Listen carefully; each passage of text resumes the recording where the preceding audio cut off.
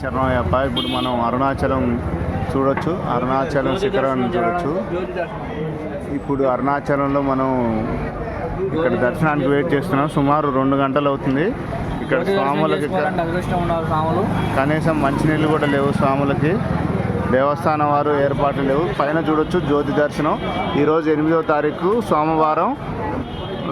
మనకి చూడొచ్చు జ్యోతి దర్శనం అనేది 3 రోజుల క్రితం, ఒక 1 వీక్ 2 రోజులు అయితే స్వామి వెలిగించి 3వ తారీఖు అలా వెలిగించారట. ఈరోజు 8వ తారీఖు సోమవారం. ఇప్పటికి కూడా వెలుగుతూనే ఉంది. డిసెంబర్ 2025 ఇప్పటికి కూడా జ్యోతి వెలుగుతూనే ఉంది స్వామి. ఇంకా చూడొచ్చు మీరు. క్యూ లైన్లో ఎటువంటి సదుపాయాలు లేదు. కేవలం 2 గంటల సేపు ఇప్పటికి కనుక వెయిట్ చేయించారు. ఇంకా ఒక 2 గంటల టైం పట్టే అవకాశాలు ఉన్నాయి. ఇక్కడికి బాగా తెలుగు వారు ఎక్కువ వస్తారు. అసలు ఇక్కడ ఏం కేరింగ్ లేదండి దేవస్థానం తరఫున. భక్తులకు కనీసం మంచినీళ్ళ సౌకర్యం కూడా ఇచ్చే అవకాశాలు లేదు. చూడొచ్చు ఇంకా కిలోమీటర్ దూరం ఉంది. మేము 2 గంటల దగ్గర అవుతుంది ఇప్పటికి. ఇక్కడికి వచ్చి 4:30 ఆ టైంలో వచ్చాము. ఇప్పుడు 6 పైన అవుతుంది, 6:10 అట్లా అవుతుంది. పైన జ్యోతి దర్శనం ఒకటే పడుతుంది, కానీ మంచినీళ్ళు ఇచ్చే దిక్కు కూడా లేదు మాకు.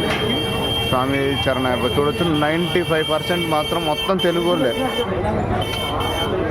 ఇక్కడ ఎట్లుందంటే పరిస్థితి, ఎవరిని లెక్క చేసే పరిస్థితి లేదు. కనీసం వాటర్ సదుపాయం కూడా లేదు. నేను ఇక్కడికి 2-3 గుళ్ళు దర్శనం అయినాయి, కానీ ఇప్పటికి కూడా ఇంత ఘోరంగా ఏది లేదు. టెంపుల్లలో మెయింటెనెన్స్ లేదు.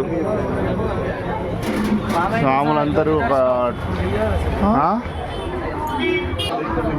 ఇక్కడ గిరి ప్రదేశం మన అరుణాచలంలో 4 వైపులా 4 రాజగోపురాలు ఉంటాయి. ఇది ఉత్తరం. ఇది మనం తూర్పుకి చూసాము. బిజీగా ఉండటం వల్ల ఇప్పుడు ఉత్తర ద్వారానికి వచ్చాము. చూడొచ్చు స్వామి. ఇట్లా వస్తే అట్లా స్వామి. మేము 2 hours అవుతుంది వెయిట్ చేయబట్టి. అసలు అక్కడ